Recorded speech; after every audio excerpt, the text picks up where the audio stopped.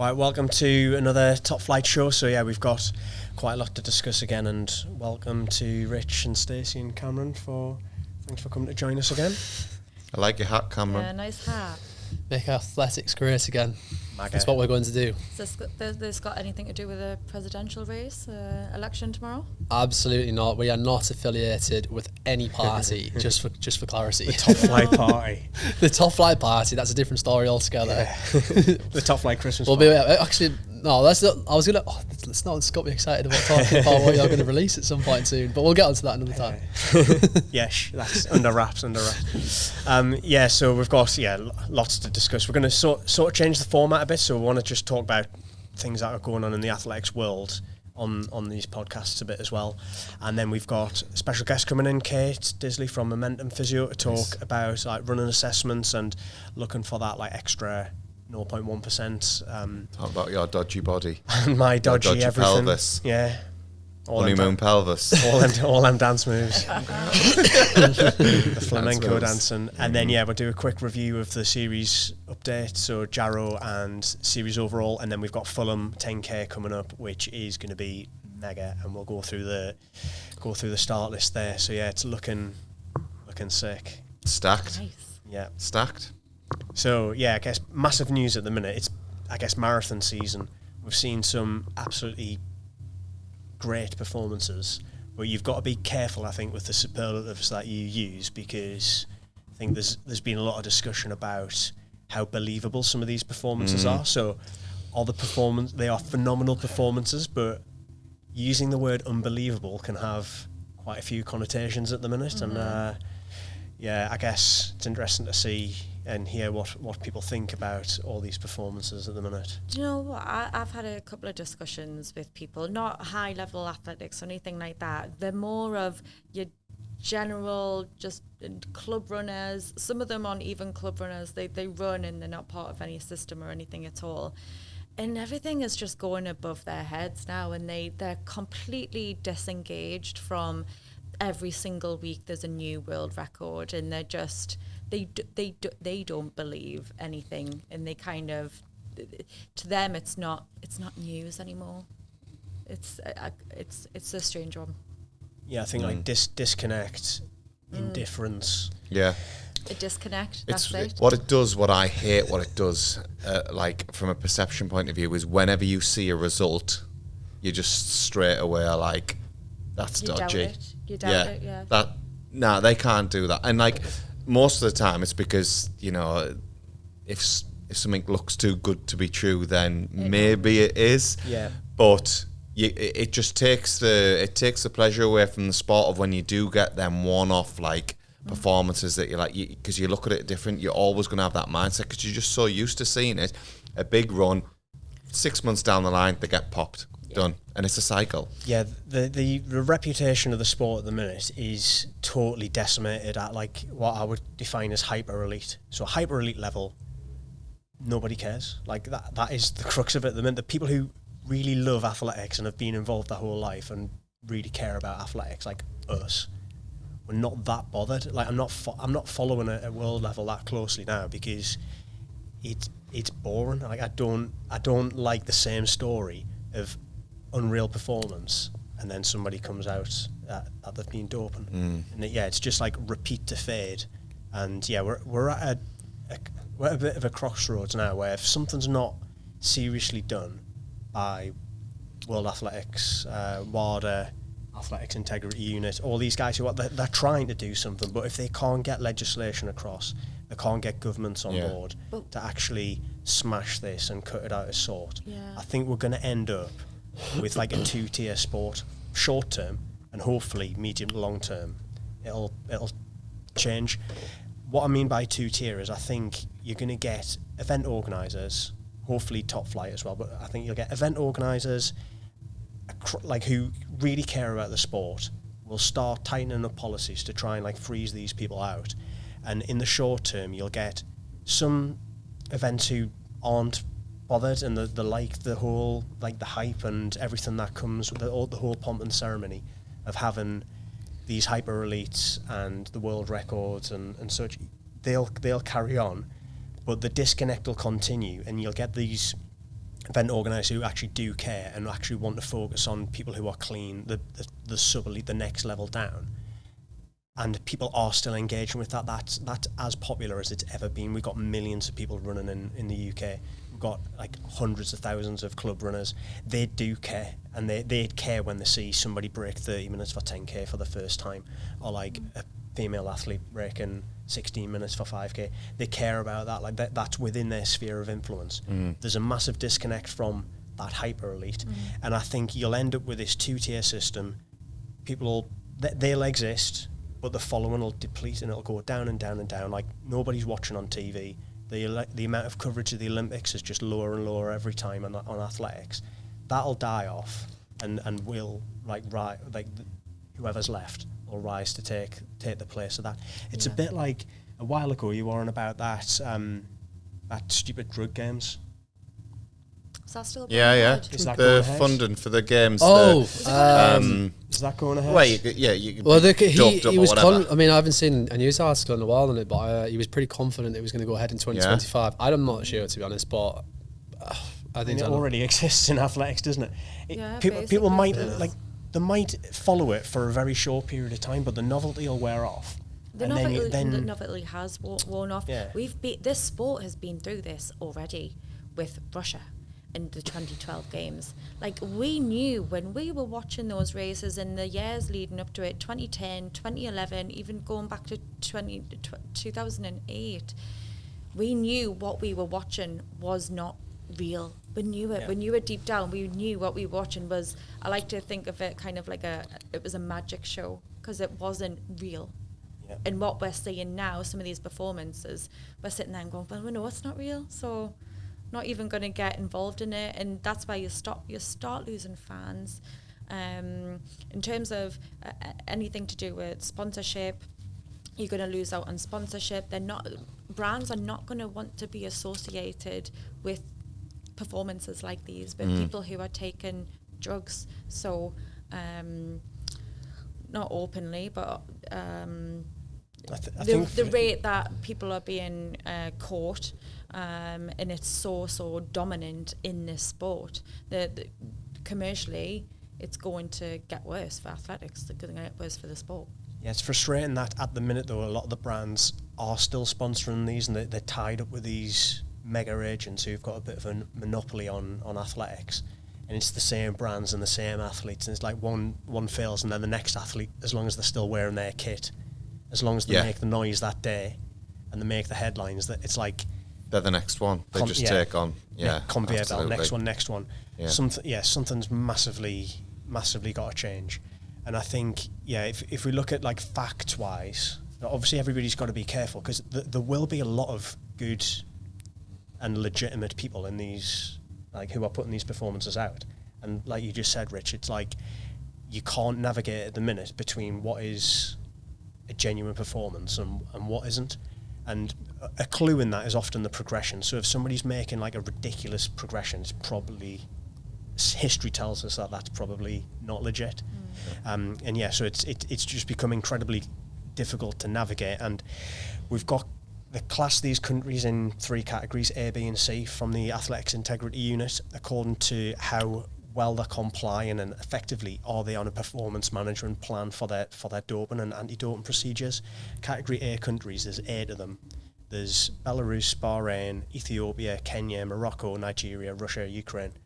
In middle distance and long distance running, especially on the roads, the biggest concern is obviously like Kenya. But there's Kenya, Ethiopia and others, and a lot of athletes from other nations who maybe were Kenyans and then they've changed nation, but they're still based there. Yeah. It's these guys who are based in Kenya for some sort of duration. They're a big worry, because it's damaging the reputation of the sport, and we don't want to be putting on events where like we then have to reissue the results down the line because the people who've come and ran really well have then failed drug tests. So we need to, I guess, be proactive, but it's a fine line and a fine balance, because obviously if you're a Kenyan at the minute, like a Kenyan national, you're probably absolutely good. Like your national sport is running, you've got all these like heroes. And at the minute, every time somebody runs well, a lot of the rest of the world are going, not legit. Yeah. And some of them will be, which is like incredibly frustrating. So they must be devastated. Kenyan government made a massive statement a few years ago that they pumped a huge amount of resources in anti-doping. But a few weeks ago, they announced they're reducing the budget by 93%.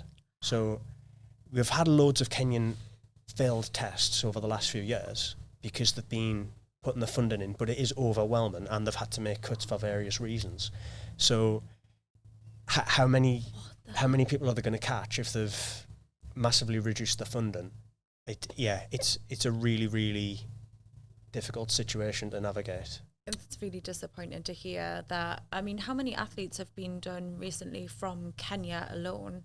What is the latest numbers? I think you can go on the World Anti-Doping, you can go on Athletics Integrity Unit and search for currently ineligible athletes, and you could count them up. But I think it's in the order of about 90 from Kenya who are currently banned. But that then doesn't take into account the mega names like the Kiprops, the Kipsangs. Yeah. Their ban's already finished now, right? So that doesn't include all these mega stars. So if you were to go back over the last 10 years to the ones who've actually failed, you're talking hundreds who've actually been sanctioned. And it's incredibly hard to catch somebody. Like, you can hardly catch anybody in competition because you would be an idiot to still be taking drugs and it be in your system at competition. Yeah. So they can only catch them out of competition, which is a load of resources, a load of testing, blood profiling. It's an overwhelming situation. And it's really, really difficult for them to manage it.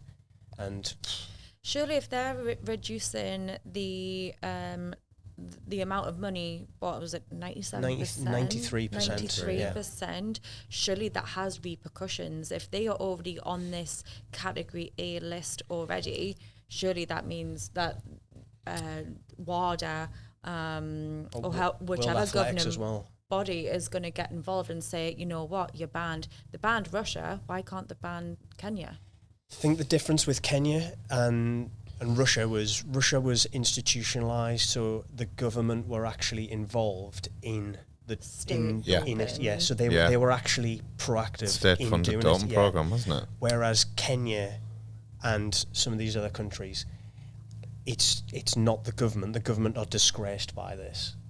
It's people who are it's agents, managers, coaches, dodgy people who've been involved for financial gain for a long period of time.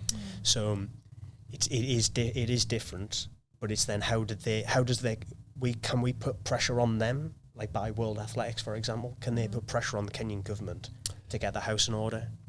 I just think that even then, I don't think we're sat here saying we need to ban all Kenyans, because I think what Pazzi's just said is absolutely correct. I don't think that the government has, well, as far as we were aware, I don't have anything to do with this. It's a lot of the Kenyans are victims. Like, you know, if you've been there, Stacey, I've been there.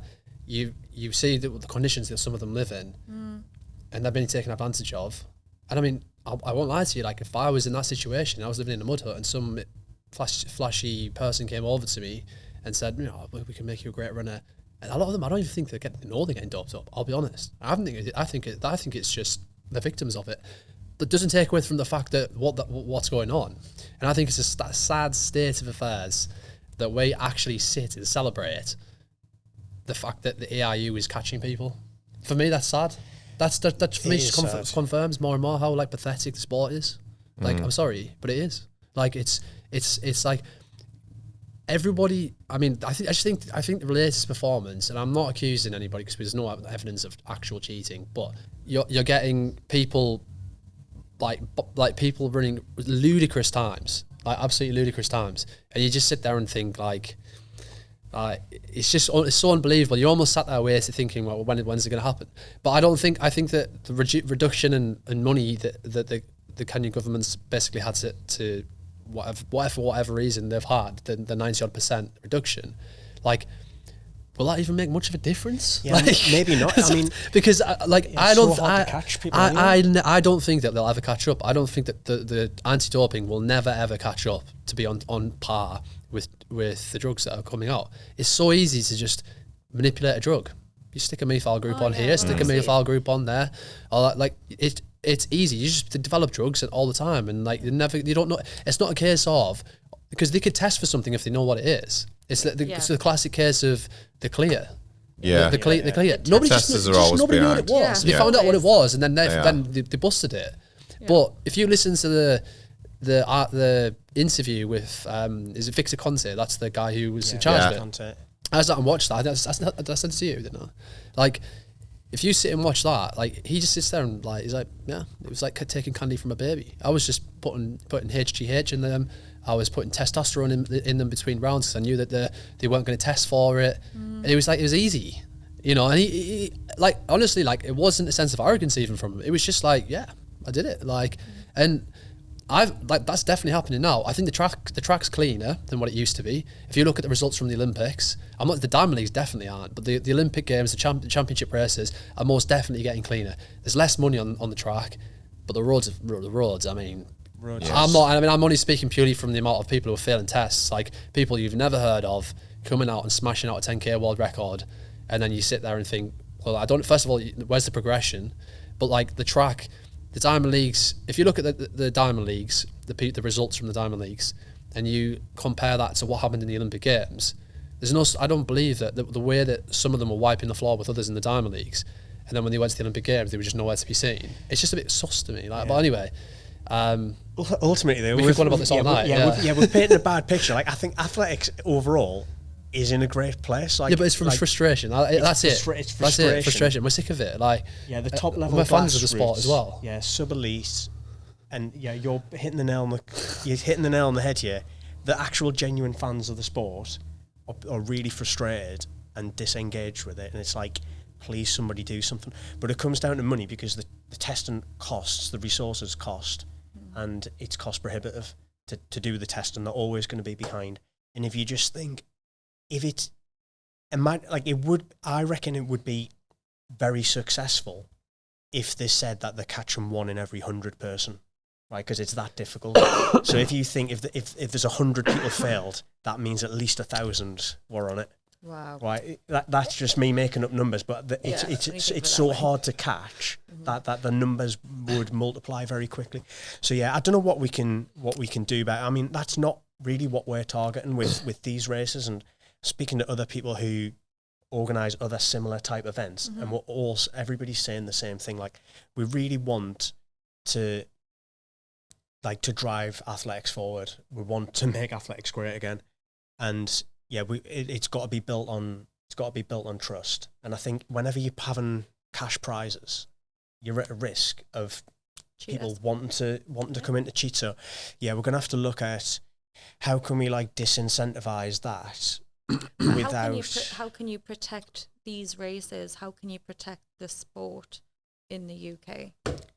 I've got a few ideas on it. I mean, you don't want to be banning people because of their nationality or you don't want to be picking on anybody. You don't really want to be excluding, but you don't obviously want some particular agents coming across to the events with athletes who you don't know, picking up prize money and failing. So of any nationality.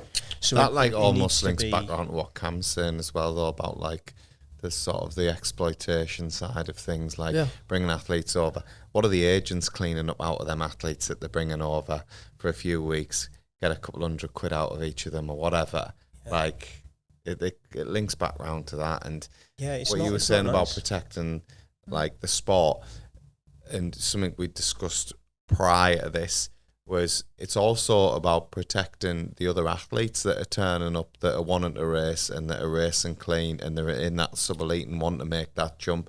And for them earning some money in the sport as well, we've got to think about them, and they're the focus of the top flight series as well. So it's such a hard issue. You'll never get a right answer on it. It's an opinion based answer. Yeah, you'll never get it right. I think what I would like to look at for our races going forward is, can we make it less incentivized if you've based yourself in a category A country, or you've got some sort of connection? It's going to be really difficult to fully get that. I'll have to get advice on it. But if people are training, if they've got an agent, if they've got a coach who are based in a Category A country, then that's as soon as they come back from that country and run well, people are going to say, even whether they're clean or not, people are going to point the finger and go, I'm not that happy with that. If a British athlete goes to Kenya for 8 weeks, comes back and knocks 2 minutes off their 10k PB, people will be looking, going like, all right, that's a bit dodgy, because we know all the stories of what's going on in Kenya at the minute. So it needs to be around people basing themselves then being associated rather than the actual nationalities, because there's tons of people who are totally clean, or people who are not just saying that Britain's better than everywhere else, but people are based anywhere. Yeah. But it's rife in these countries. The doping action is taking place within the borders of these countries, so it's got to be, if you're opting to go in there, like, can we disincentivize that? I don't know the answer. If anybody has got suggestions, get in touch with us, because we need to do something to save the sport. Absolutely. Would you ever make it into just a UK nationals only? No, because we want people from all over the world to come to these events. Like, it's great. It's great value. We've had non-British nationals, like Omar's winning the series at the minute. Yeah. He's a great asset to us. He's like an incredible runner based in Birmingham, like really great lad. We've got Nina Cheedness. Yeah, Nina came across from Finland. Yeah, she came We've over. got I think it's Ella from Norway coming into the race at Fulham. Like, was there not a Canadian? Exactly. In the track at Gateshead, the track. This is mint. This is what on the 800 metre races. This is what we want. I think everybody who's watching this and engages, they know who we don't want to attract. Like that, everybody knows who we don't want to attract. World Athletics know that. Athletics Integrity know that. UK Sport know that. It's like, help us out to stop this. And there's probably got to be the event organisers and the athletes voting with their feet and saying, you know what, we're not bothered about going to these races unless it's actually catering for people the way we want it to be. Yeah. Be interesting to hear what the next steps are on these eight national federations and what it actually means for them. So this athletics integrity units will have been placed on this list, but what does this mean? What's the next action for them?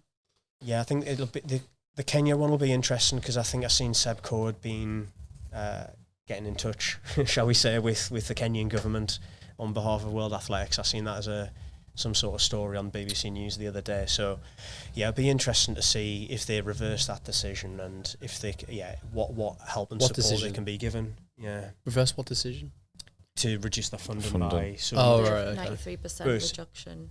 Yeah. Who reduced that then? Was it it's the government. Just the Kenyan was it Kenyan government? Yeah. Okay. So the Kenyan government aren't taking it seriously at all. Well, I think they are, but I mean, look at our country. Like, we've just had a budget that people are whinging about right, left and centre. Like, you can't please everybody. There's only a certain amount of money, and they're probably saying, well, we're pumping money into this and we're just getting negative press out of it, so why bother? I don't know. But anyway, that's I guess we could go on about this one forever, because we're like so passionate about it, but we can also focus on like some good stuff. Yeah, some good stuff. Yeah. And this story is certainly not going to go away anytime soon. It's going to be a development story, so I'm sure this will continue. Definitely. So yeah, we'll segue into let's get some good crack on the go. Get the good crack on the go. Yeah, Cam's hat. Yeah. Right, so we've brought in Kate Disley to talk to us about running assessment, physio, sports therapy, lots of different things. Yeah, and I guess ultimately being a bit more professional with your athletics and looking for those performance edges. So yes, welcome. And yeah, can you tell us a little bit about Momentum and what you do there? Yeah, so I work at Momentum, which is a kind of sports injury and rehab clinic in Gosforth. I'm a sports rehab therapist, and at the clinic we see a multitude of people, but the main bulk is a lot of runners who are either injured or wanting to improve their performance. So we don't just kind of do physio, we do physio assessments, strength and conditioning work, and kind of injury rehab stuff as well. Yeah, also bike stuff as well. Yeah, bike fits as well for any triathletes, yeah. Yeah, it's all like high performance. And yes, you see a lot of good runners, plus me. Plus you. And Stacey. Stacey's in the first category. Yeah. Oh, Chris. Steadily breaking down. Yeah, so I came in recently to do a running assessment, which I know I've got a bit of a niggle at the minute, but I came in uninjured because I was thinking I want to, make sure that I've got no imbalances, looking at the winter ahead. Ideally, I'm doing like a bit of a higher volume, so I wanted to sort of get ahead of the curve. Yeah. Kind of prevent any injuries and not break down like you sometimes do. Exactly. Right, so I guess if you could talk us through that, and now, we'll put a few little snippets up, but what was the idea behind it, and what do you do in that, and what's the result so far? I think because at work we see so many runners, and we generally end up doing a similar kind of assessment on them. The majority of runners have lower limb injuries, either caused by kind of training errors, overuse, or just not being kind of conditioned enough to deal with the load that they're putting through their body. We thought we would kind of package all of the offerings up that we have at work, including like our Run Easy kind of gait analysis stuff, our movement assessments that we do in the gym, a bit of strength testing alongside with our kind of foot scan, podiatry, it's not really kind of podiatry tool, but it kind of gives us an idea of what's going on in the foot when you're running, so kind of like the loads, forces and pressures. So individually we will use those pieces of equipment throughout the clinic, so we've kind of packaged it all up into one thing so that somebody like yourself can come in and get everything looked at, because we do tend to kind of run out of time if it's just an hour with somebody and they want to kind of find out exactly why something's happening. So it's a longer duration appointment, 2 hours, to kind of do a proper thorough assessment and individualise it as well. So, you came in left-sided issue, we'd look more at your left, or somebody else came in and it's their calves keep niggling when they're running, we'd look a bit more about foot biomechanics and calf strength, not just kind of a ticky box exercise of, right, well, we've done that bit and we'll move on. You mentioned there about sort of like individualising things for depending on I'll say patient. I don't know whether that's maybe the right word for it. Yeah. Athlete. Patient in his case. So say potentially you get some athletes that come in that might not necessarily have like an active injury, but you maybe pick up on a slight imbalance on one side. I think, or if there's potential down the line, it's going to go like this is going to be an injury that may become prevalent for you.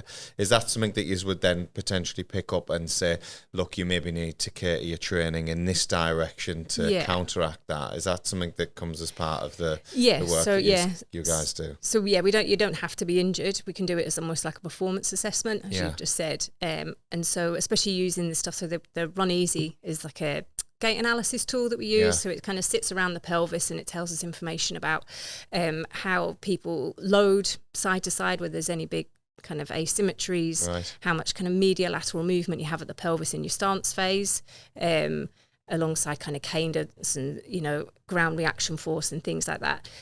So that tool's really good for us, because even if somebody's not injured, if we can see a big asymmetry side to side, we can say, well, further down the line, it might be an issue. It might not. We never really know with these things. But from that, we can give people a tailored 4-week program after the assessment, which is part of it as well. We give people a 4-week program from the findings, specifically for, if it's a calf strength issue or a hip, etc. So we can go away and kind of improve performance and prevent injuries. Injuries aren't completely preventable, but there are certain things we know we can do to kind of keep them at bay. What's the most like common theme that you see? Because there's surely got to be one like prevalent injury or imbalance that you see in runners, or is it just a total mixed bag? So there's probably two. So Achilles is always a big one. Achilles, and normally it's related to a bit of calf strength, but generally we would kind of look a little bit higher up the chain. So again, the Run Easy, the medial lateral movement of the pelvis, so it's how much kind of side to side sway you have. If you've got a weakness at the hip, it's kind of, energy leakage. It affects the biomechanics down the rest of the chain as well. So if we get some strength into the hip, it offloads the limb lower down and makes you just more efficient and less likely to break down. In theory. Obviously, that's not for everybody, but yeah. Yeah, I reckon with a lot of injuries, repetitive strain ones, runners get to a point where you might have had a little niggle and it's up and down in the background, or it might have moved around, and then you get this like one injury, and you're like, oh, I'm now injured. But it was a repetitive strain, so it's because you've actually done like 2 or 3 million steps Yeah. over a period of like Yeah. quite a lot of months, and then you get that injury and you think, oh well, last week it was fine, so surely I can just get like one massage and it's sorted. But really, it's Probably it's something taken a that's long been time to get there. underlying. Exactly. So it's like you might need to do a lot of remedial strengthening work for a long period of time to make yourself, I guess, more robust. Yeah. Over a longer period. Stacey, I know you and I both had quite a lot of injuries. Yours were quite a few Achilles type things as well, weren't they? Yeah, I've had experience with Achilles issues. So when what was going back to 2016, 17, my Achilles just completely went, both of them. And I think it was right more than the left one. And that was it. I couldn't run for 2 years. Yeah. Literally 2 years. I was always walking in pain, and running was just an absolute no-go. And then eventually it just started miraculously to go. And I had shockwave therapy on it. I saw physios about it, and it just would not leave ever. So I can definitely resonate with any athletes out there that have experienced Achilles issues. And it's one of those where it can be really debilitating. Trying to get put my teeth back in for such a long time. Achilles tendonitis, there's tendinopathy, and I think people get confused about the two different, because it's not just Achilles issues. There's many different types of injuries to the Achilles. I think mine was tendonitis, not tendinopathy. In all honesty, do you think you did enough of the prehab work? No. So it's like something like, you do a lot, right? I did loads of strength and conditioning, weights, and all this sort of stuff, stretching and stuff now. But it is the first thing to go usually if life takes over and there's something there, and ultimately you want to just run. Like if you could just run 70 plus mile a week and do no strength and conditioning and get away with it, it would be great. You would, and you would do it. Yeah. So it's like the boring thing, isn't it? And sometimes you need to do it when it's not convenient, and just do a little bit and just little enough. I think there's a bit of a misconception about what strength and conditioning is as well, and how much you actually have to do. So there's this study, I think it was brought out a couple of years ago, and they did an intervention with strength work alongside foam rolling for injury prevention. And they only did strength training twice a week for 15 minutes. I think it was like 4 exercises. And if people were actually compliant, so strongly compliant people were 85% less likely to get injured. So it doesn't take hours and hours in the gym doing loads and loads of exercises. It can just be really quite succinct, short stuff. And what do you find is more beneficial? Is it really heavy resistance, heavy weights with low reps? Is that more effective than lower resistance with an increase of rep range and sets range? It depends what you're trying to improve. So if we're purely looking at strength, then it's heavy, low reps, and properly heavy, like, 60-70% of your body weight heavy, which runners don't like doing. You like to do your kind of, but I've done a million body weight calf raises, so surely my calf's going to be fine. That will get you so far. But especially the people that you guys promoting with the top flight stuff, the volume of running that they do and the exposure to those loads and forces when you're running, you've got to be robust and strong enough to deal with it. Otherwise you just break down. Absolutely. I think as well, like from someone who was a runner as well, it's easy to pick up what type of running training to do. So you think, I need to go and do a long run, I need to do interval work, I need to do fartlek work, whatever. But having that sort of insight to think, I need to get in a gym and get an S&C program in place, you don't really have that. Like, not a lot of runners do. I certainly didn't. You need someone else around you, or like a team, and it's part of like a culture within that team. And I think obviously what you guys offer is that knowledge as well, because they might stay with you for a period of time, but then they take that knowledge away with them, and it's ingrained in them to then develop that on. And I think when I was running, I didn't really do much of that because I just didn't really know what I was doing. And it was only when I got to uni and you get on certain programs in there that they support you with the strength and conditioning work, like down at Teesside. They were really good at that. I never touched it until then. So yeah, I think it's a knowledge gap as well with athletes. Yeah, huge. Yeah, and a lot of that comes down to who's your coach as well. Do you just do your own training on your own, or like you say, are you part of a team, a group who has a good coach who has the knowledge to say, and understanding that you need to do more than just run.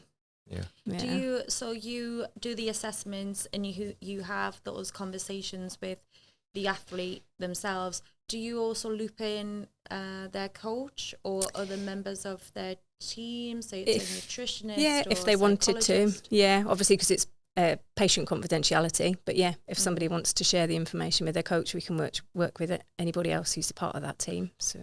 On the note of patient confidentiality, then you can't tell us how knackered he is. You already know. Yeah, exactly. Because I spotted a few things when he was walking across there. His pelvis is all over. That's from all the dancing. Yeah, maybe from your honeymoon. Yeah, I think what is frustrating, what is frustrating as somebody who does some strength and conditioning or like any weights or actually cares and tries to do these things, some people's style and running style is like absolutely atrocious. I know, and you it's sent me that thing earlier, didn't you? Yeah, I sent you there's an Instagram video of like a load of guys up in Kenya training, throwing around loads of tires and stuff. Yeah, it's the worst technique I've ever seen. Yeah. Like, how are these guys doing that and not getting injured? And you've got everybody will know some runners who just churn out 100-mile a week, 120-mile a week, not necessarily a very good style, and then never get injured. And you're like, how is that? But when they do, it's then very difficult to unpick that because it's been so ingrained without any without any sort of strengthening at all. So yeah, it's definitely something. So there's no actual evidence to say that bad technique means you will get injured. Yeah, it's kind of like as long as you gradually expose your body to load, generally you would probably be absolutely fine no matter what you ran like or how you lifted. So yeah, there's the jury's still out on that one. I guess it's how like Tony the Fridge manages to do the Well, Great yes, North Tony Run the with Fridge on just his back, started he gradually built up. So it's like there's a continuum. You don't want to under-stimulate your body, but you don't want to over-stimulate. So you need that sweet spot in the middle. And as long as you stay in that sweet spot, you can pretty much, do whatever you want and gradually move that further up.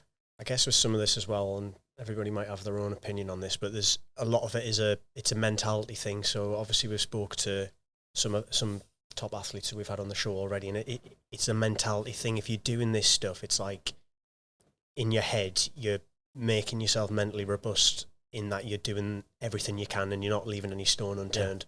So I think that's another bit, that it's not just the physical thing. If you actually throw yourself into doing something like this, you're in the mentality like, I'm giving everything to my sport here and my performance. So it's like anything. It's like getting your nutrition right, getting your sleep right, training right, your strength and conditioning, rest. Well, no, rest Cameron is gets his sleep right. Okay.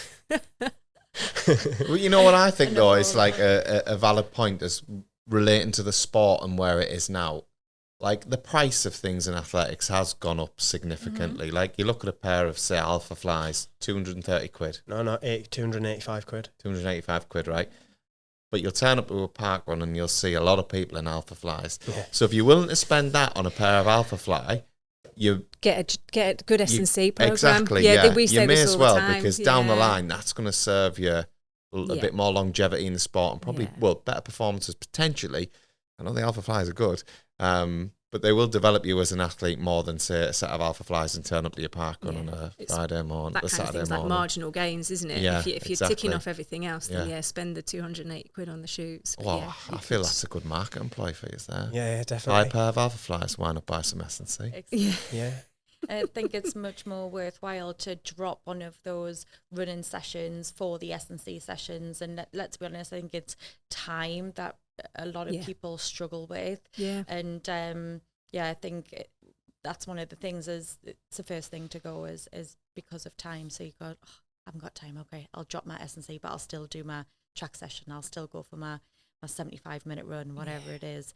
But then you haven't done S&C for a month. And then you start to break down. So I think it's probably more beneficial to drop one of those running sessions to actually include an S&C instead. Stitching time saves 9. But as Kate said, you can do like 15 minutes here and there, and it can actually make a massive difference. Yeah.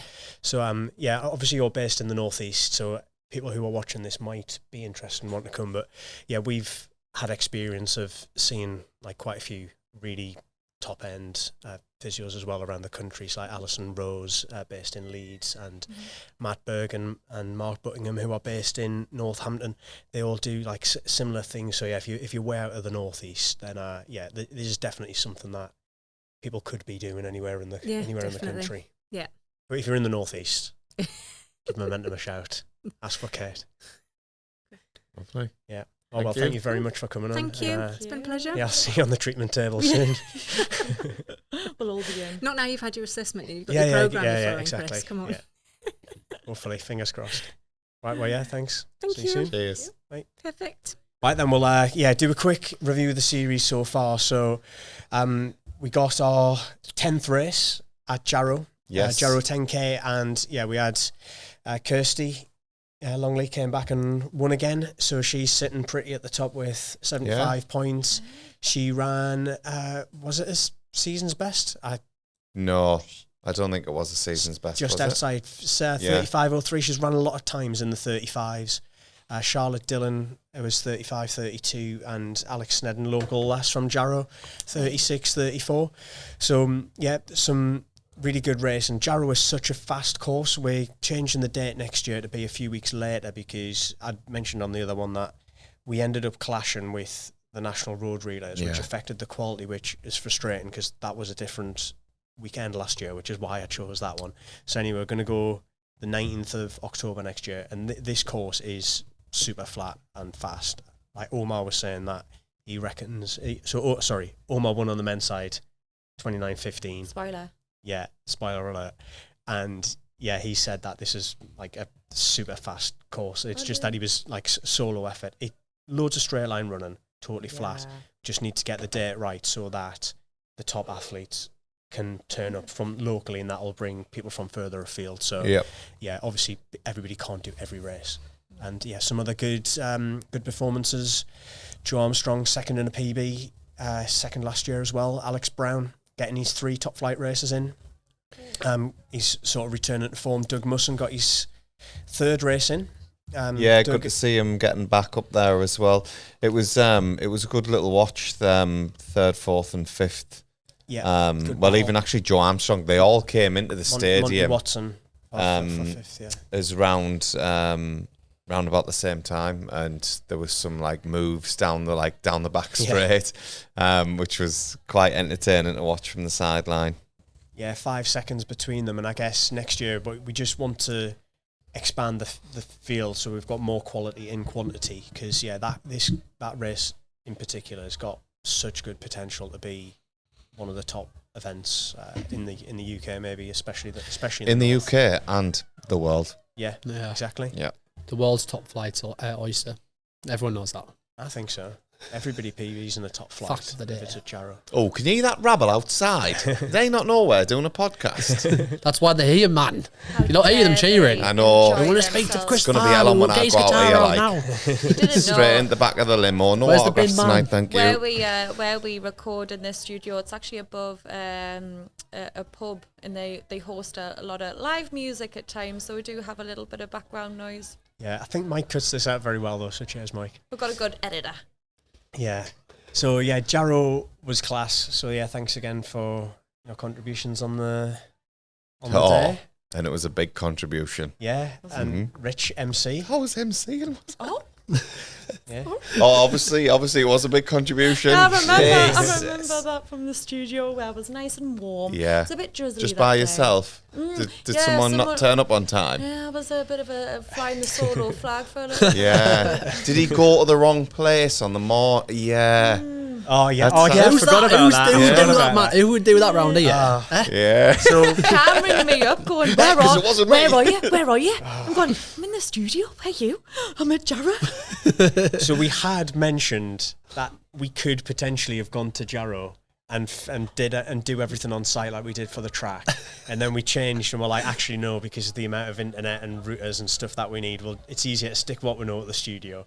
Cameron obviously woke up, just decided, I remember something about Jarrow, let's just drive to the total wrong place.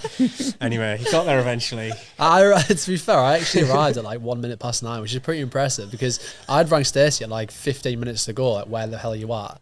Oh, I'm in the studio, where are you? Language, bleep Sorry. that one out. I was like, I had another one. I was like, right. I'll be there in 10 minutes. I literally bombed it through Newcastle. I don't even know how I got. How did I not get a speeding ticket? I do not know.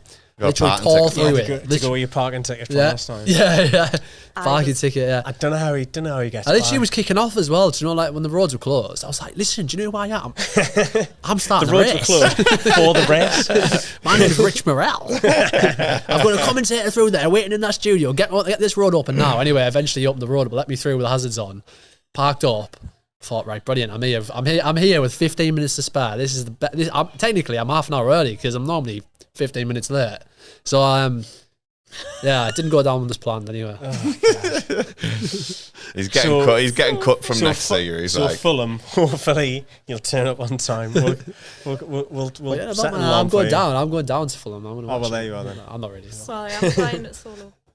So Fulham, yeah, good segue into that. So Omar, Kirsty leading. We've got a few more who've done their 3 races now and in the points and the money. So yeah, we'll put a graphic up to update on that.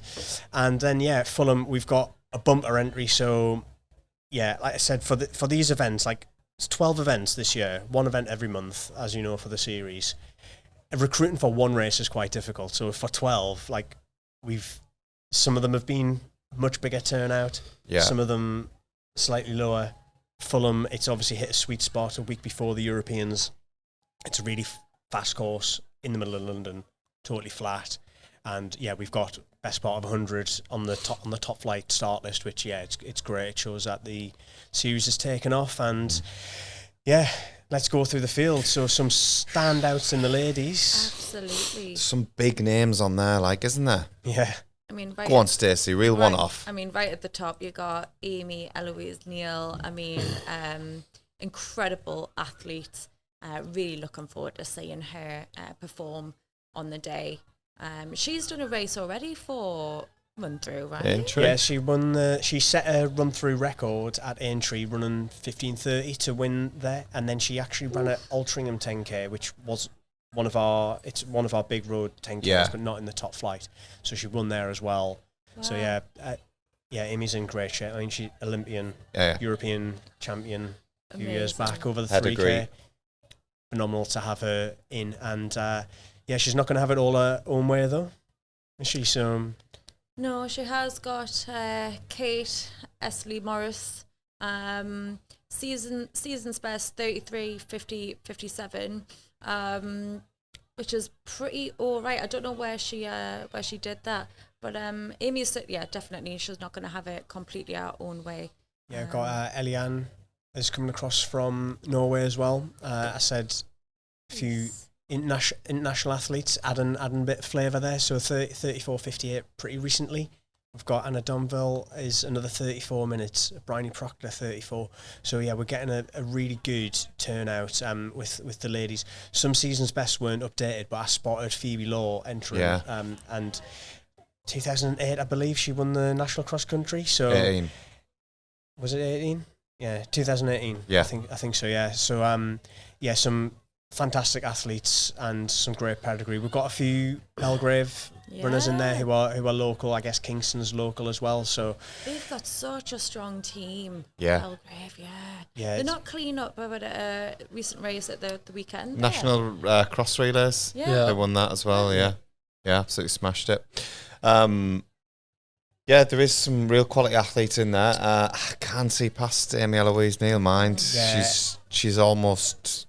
Well, she isn't almost. Exactly. I think she is just a bit too good. So in terms of the series as well, I mean, Amy is obviously standout favourite. If she wins here, adding on to Aintree, that would put her on. Just 2 in the bank. That would put her on 50 points. She would then have to run and win at Ribble Valley in order to dislodge Kirsty, though. So Kirsty's tactically played it extremely well. She's won 3 races. The field, she would happily admit that they weren't as strong in some of them races. Like Warrington, it was a total procession. She absolutely smashed the field there.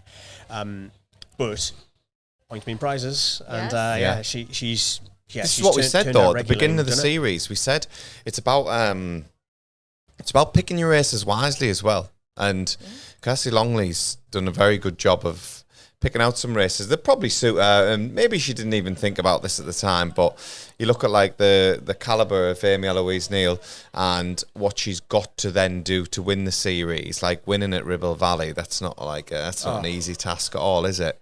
No. And that's assuming that she wins this weekend. So yeah, Kirsty Longley sitting pretty at the top. Yeah, well, we've pretty recently had like Jess Judd, for example, setting scorching times at Ribble Valley. So yeah, it's definitely, even if Amy runs and wins there, it's going to be hard to do it. Yeah. Turn up, yeah. I guess series-wise, the excitement factor, or what people can hopefully take into next year, is like you said, pick and choose your races.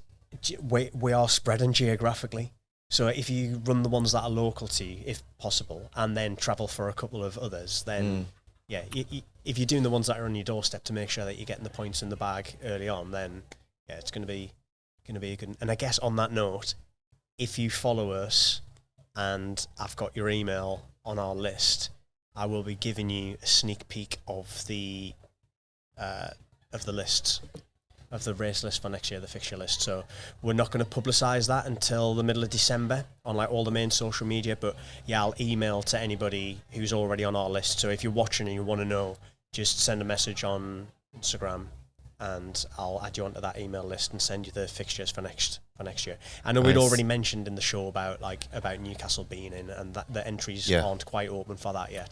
So yeah, that one's already a one that we've discussed, so yeah, I can say that because it's January, but yeah, the rest of the fixtures be coming to you very soon. And yeah, men's side. The men. Let me just the legend Omar, he's entered again, so he cleaned up at Jarrow, a solid solo effort in not great conditions either, but just literally pun actually intended, just ran away with it at Jarrow. 29.15. That was impressive, actually. He was on for, what was he on for, like sub 29 pace for a while. I think he dropped the pace a little bit towards the end. By what was it, like 15 seconds or something? He was on for like 29 minutes dead. Yeah, I think he did. He was 14.30 at halfway. Yeah, then a 14.45. But that's on your own. It's tough, that. Yeah. Oh, that's mint on your own. Yeah, in a group, that race could be well sub 29. Yeah. If there's a group at the front of that, of course, it's that fast. I mean, it looks like from these entries here, he's gonna have some stiff competition on the day. There's a few quicker than this athlete that I'm gonna mention, but one to watch for me, Jonathan Escalante Phillips. Yeah, man finishes like a train. Definitely. We've seen him shifting in Battersea Park. I tell you what, 29.19, so he's not a million miles away from Baron Omar Ahmed's PB. 28.27. We've got Joshua Grace just sub 29. Yeah. So those two are your standouts on paper, but actually Escalante Phillips 29.19, he's not a million miles away from Joshua Grace, and the way that things work out on the roads, I don't know, he's a one to watch. And this isn't a front runner's course either. This isn't a front runner's course. This is a tactical course. I think it's a tactical course. We'll put the graphic up. It's totally flat, but there's quite a few bends in. So it's on road junctions, so it's not like it's not hyper tight, but there's more bends than you would have liked probably. Right. If you could design a course, you wouldn't have designed as many bends. Right. Mm-hmm. But it used to be, I think it might have been Adidas or somewhere that had this race years ago. Yeah, that's right. And then disappeared. So it's already been a fast race. It was won in really quick times previously. So yeah, it's definitely fast, but it's definitely tactical. It's a little bit windy. Have you run it before? I haven't, but I've seen the course map. Have you? Yeah, I know Markham's run it. My friend, he's run it because he was with Adidas, and then I think they just did it. He did an appearance as an athlete. Markham Lonsdale. Yeah. I heard he's back. He's on the way. Well, let's see him in top flight soon. But yeah, he was actually saying today. He was like, "Oh, should I run the top flight 10K?" Well, yeah. I said, "Listen, I'll speak to Parsi. I'll sort you out. You'll sort you out the free entry." No, he's got it. But no, I just think that it's going to probably suit someone who may be like half decent at cross country as well, because you know what it's like in cross country. You kind of like it's a lot of like down and up hills. You're kind of like shuffling your stride, then you're surging, and I feel like in and out of the corner. There's no denying that someone like Omar's probably going to hit the front quite early on. But I mean, Dylan Evans again, shafts through Barnet. Was he part of the quartet at Mansfield? Well, could very well have been. I know Shaftesbury obviously won that, but he just PB'd in Abbey Dash, so he's a man in form. That's what I mean. Cam Allen as well. So Cam won in Newcastle. Yeah. Has ran 28 and 28.40-ish or something on the track, so he's got the pedigree. He's a really, really good cross-country runner. Yeah. I think is still preparing for Liverpool the week after. Is living in London. He can now. finish as well, though. We seen what happened at Newcastle on the track. But on the track BMC, as well, he ran. He won the top flight BMC 1500 and 345. So he's got absolute wheels on him. So yeah, you've got Cam Allen, Jonathan Escalante-Phillips, known kickers. Dylan Evans, I'm not sure about kicking, but is obviously in great form. Josh Grace, we know a lot about. Hasn't been in as strong a form since he's. I think he's obviously tried to move up and do the marathon this year, so he hasn't raced as much. Josh Grace. Oh yeah, he's a class act as well. You know what you're getting. He's going to go hard, and yeah, quite a few others returning as well, like Sam Gabriselassie, massive supporter of the event. He's ran sub 30. Can he get under again? I mean, we the bonus time, remember, is set on 30 minutes.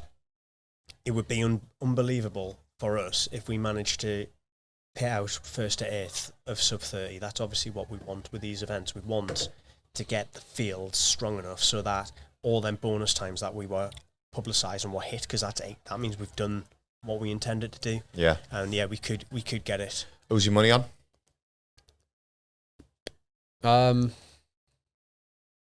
I'm going Omar. He looks so strong. He looks super strong at Jarrett, and I think it's his. Christopher? You know what? It's really tough, but I think I'll stick with the Geordies, and I'll go for Cam Allen, because he's in really good form. He's got, if you take into account 10k flat PB on the track, he's up there with Omar. I know that he's prepping for cross country, but he's also got that 1500 metre turn of speed. He also won in Newcastle with a sprint, whereas Jonathan, obviously, he's ran some really quick 5Ks. He's finished. It's really tough to say, but I think if this is going to come down to a sprint, and I think Cam Allen can win it in the sprint. He's already showed that. So, Cameron, can you remember what the question was? Yeah, no, I'm just thinking, because I think it's pretty good competition, isn't there? So so tight. It is really tight. Like, while you're thinking, I'm just going to have another shout out to a run through stalwart. So Ollie Garrett, who's done maybe 100 run through races. So it's great to see him in the top flight as well. He's getting a clap. So yeah. Woo! So he's in the 100 mark.